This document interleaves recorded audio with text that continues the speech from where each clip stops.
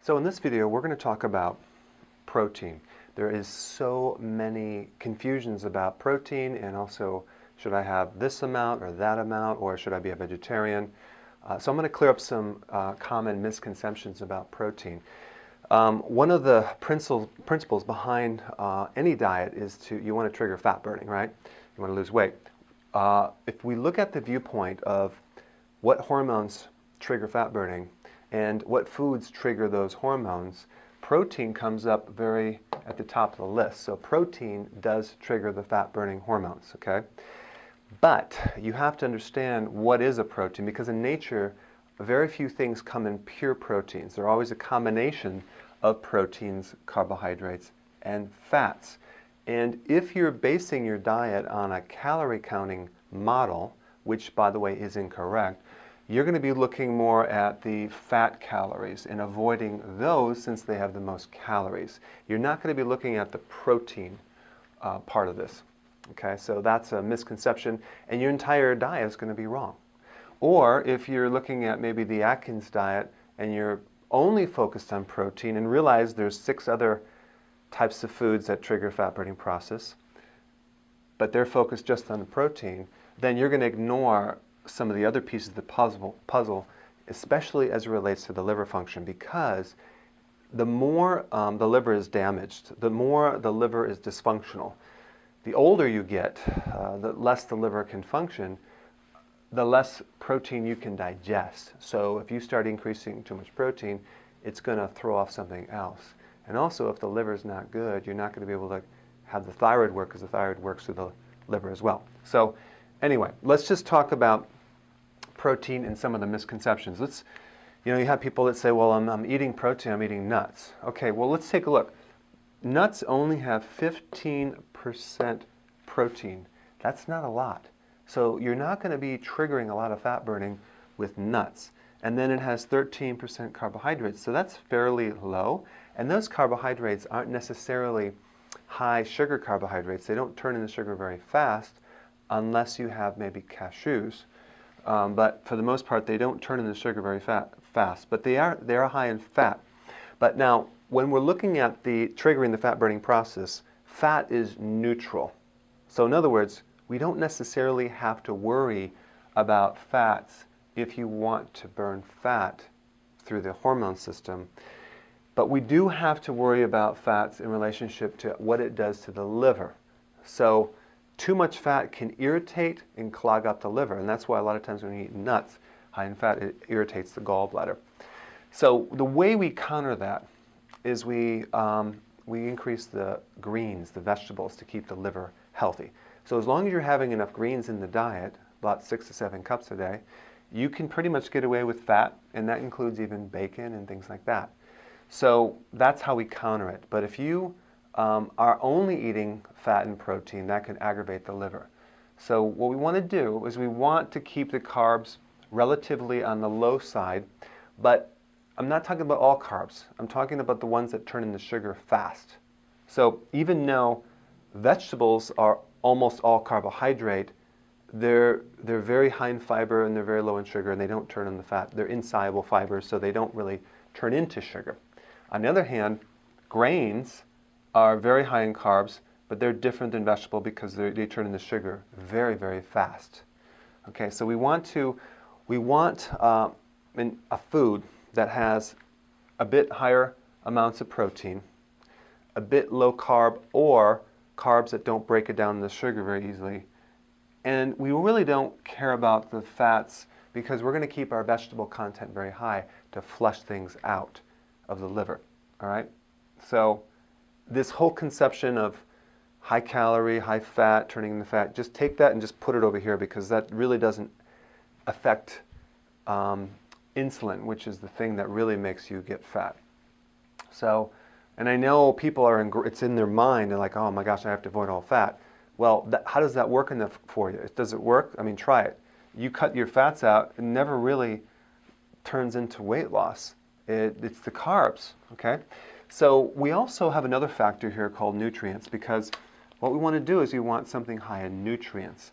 So let's just take oatmeal, for example. Oatmeal for breakfast is like eating cardboard. It's very low in nutrients.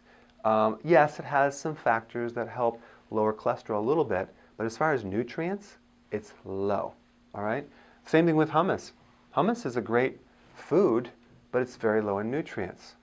Okay, so if you're trying to eat foods that increase the health, if you have oatmeal or hummus, don't be surprised if they're like a neutral food. They might not hurt you, but they might not help you. Again, like eating cardboard. It's not going to kill you, but it's not going to help you. So nuts. Okay, so nuts do have some good amount of nutrients, okay? So we have that. Now beans have 23% protein, a bit more than nuts, but look at the carb, 72% versus 13%.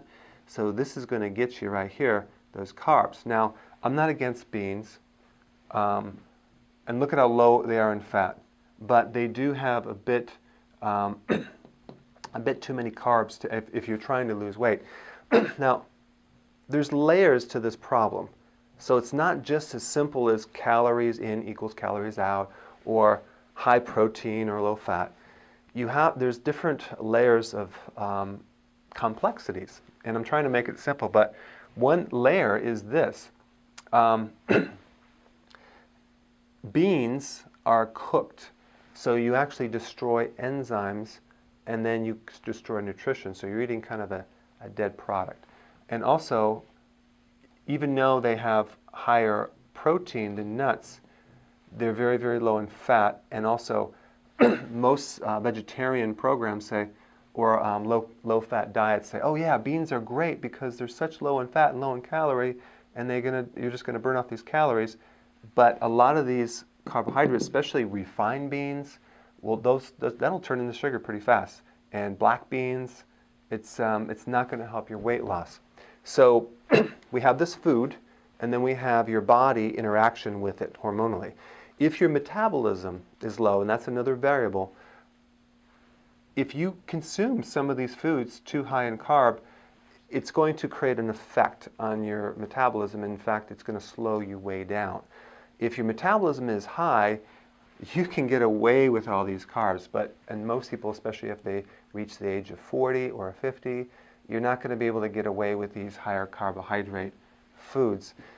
So even though you might walk it off in a mile, the insulin response, the sugar response, could last far more than that mile. It could last 2, 3, 4 days, okay? So what you have to know is just a little bit of the wrong thing can nullify a lot of good things. All right, so hope I'm not confusing you too much here. I probably am, but let's just kind of go through this. So nuts, high in fat, but that's okay if we keep our vegetables high because it's high in nutrients. Beans, most of them are obviously cooked. You're not going to eat raw beans. And so the nutrition is not as high with beans, but it's kind of a neutral food if your metabolism is good. If you're trying to lose weight, you're going to find beans might not help you lose weight. And then we have hummus. Again, look at 11% protein, 45% carbs, 44% fat. Okay, all right, not too bad. It's not going to turn into sugar that bad because there's a certain amount of fiber. But it's like a neutral food because the nutrition is not very high. So it'll be something to snack on, something to keep you going, but it's not necessarily going to help you burn fat, but it's not necessarily going to cause you to gain weight either. So this is a neutral food. Now let's talk about yogurt and cheese. Now yogurt has 36% protein. That's not bad. That's a good amount of protein.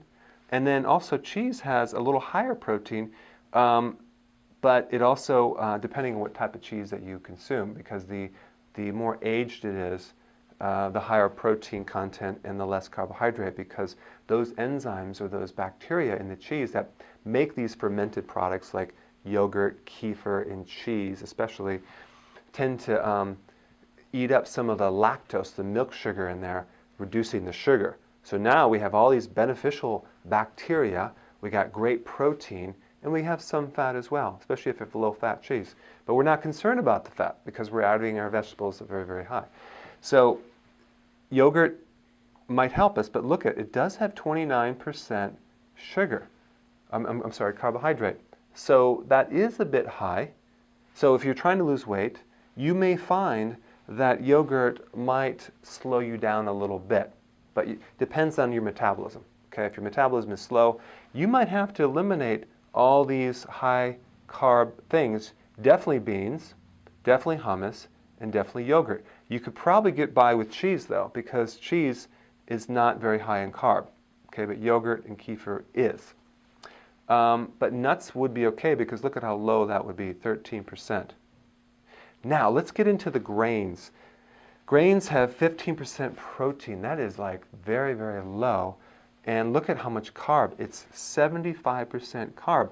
But the catch-22 with this carb, this is not like vegetable. This is like turning in the sugar very, very fast. So grains are very, very bad for weight loss, yet look at how low they are in fats. So all these low-fat diet so-called gurus will say it's okay to consume grains because it's such a low in fat and have complex carbohydrates and have whole grain, not refined grain or white bread. Well, it doesn't matter. Whole grain still turns in the sugar faster than sugar. Some of these sugars affect your blood sugars. And there's a great book that you can, Wheat Belly, that talks about how whole grain is very, very bad advice. So when you're consuming a diet, a balanced diet, the food pyramid diet, and you have a fat situation, a stubborn belly fat or whatever, you can't do a balanced diet. You can't do those little protein bars that have, balanced proteins, carbohydrates, and fats. Why? Because your body's out of balance. So you really have to force your body to burn fat by reducing these carbs as far down to zero as possible. Okay, especially the ones that turn into sugar. So grains will just block any chance of losing weight, and that also includes some fruit as well. So we want to keep fruit down as well. So we have grains and we have low fat, but it's so funny how people say, well, you can have all these great foods, but just add grains. Well, that's enough to block any chance of losing weight. And plus, there's very low amounts of nutrition in grains. Now, yogurt, there's some great calcium, so that's a little bit higher. Okay, but grains are low, grains are out. Okay, fish, look at this, 93% protein. Oh my goodness, that is a very good fat burner. And look at how many carbohydrates, 0. Huge ability to burn fat.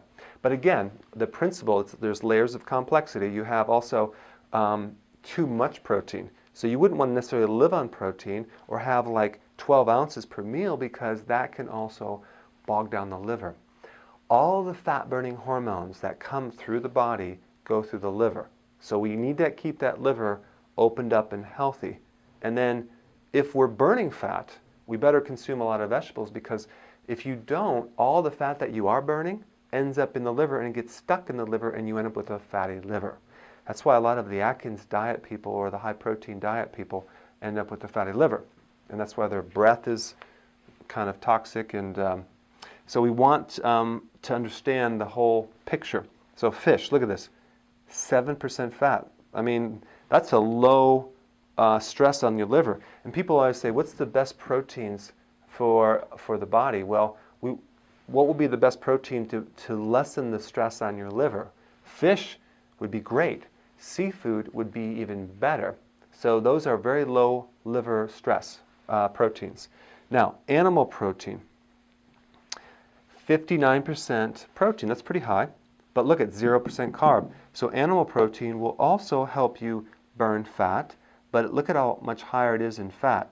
So again, if you're going to do animal protein, you better enhance the vegetables to clean out that fat. But you know what? You could probably get away with if you were to consume just fish, because this is low in protein, fat, you pretty much can get away with eating mostly fish if there's small amounts of fish through the day, because it's not going to put stress on your liver or your pancreas. It'll put you in some hardcore fat burning. And then there's different types of fish too, like halibut is higher in fat. This is cod. Cod is low in fat, but of course it's you have to make it taste good. All right, so now we have kale.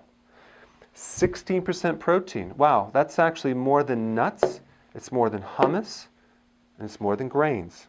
Wow, there's protein in kale. What do you know? But look at how high it is in carbohydrate, 72%. But none of this just turns into sugar very fast. So it's low glycemic, it's high in fiber, and it's insoluble fibers. So your digestion's going to not break that down into direct sugar. So it takes a lot of energy to break that down, so you're going to eat, it's kind of like you're going to burn more fat just breaking this stuff down. And then, of course, 15% fat. But these are healthy fats. These are omega-3 fats, omega-6 fats, so it's pretty low in fat. And so it is, you can see, it's screaming high with nutrients. So we have the perfect food right here, kale. All right?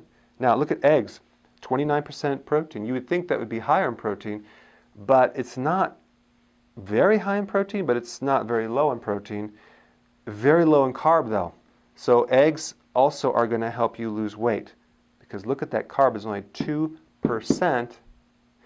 and we have a lot of nutrition as well, but it's very high in fat. So eggs are fine, but they could stress the liver a little bit if you're not having enough vegetable. All right? So I hope I clarified some of the confusions about protein. You might want to watch this several times, take some notes. So apply the information, and we will see you in the next video.